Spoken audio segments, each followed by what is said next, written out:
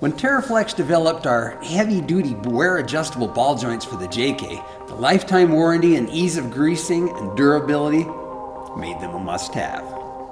Oddly enough, the JL has the same factory ball joint issues that the JK did.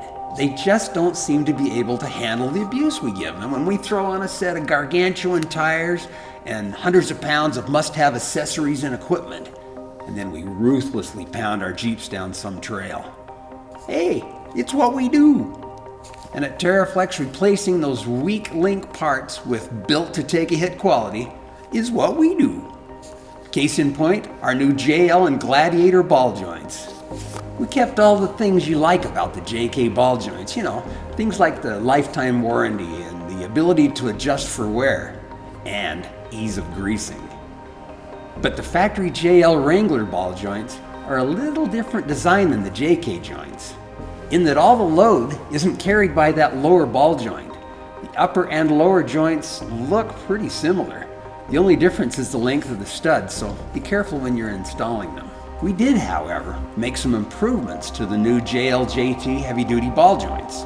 If you need to make some adjustments, the wear adjustability is a little easier.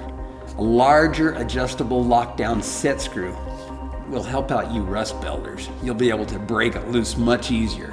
And the included more substantial preload adjustment wrench, that's also going to help you a lot. There's still easy access to the grease fittings, even with a set of RCV shafts installed.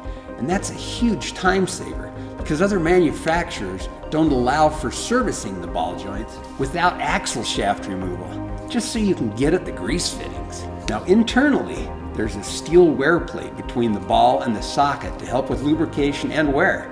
These little beauties are built for a lifetime of service. And that only makes sense. After all, they are a TeraFlex product.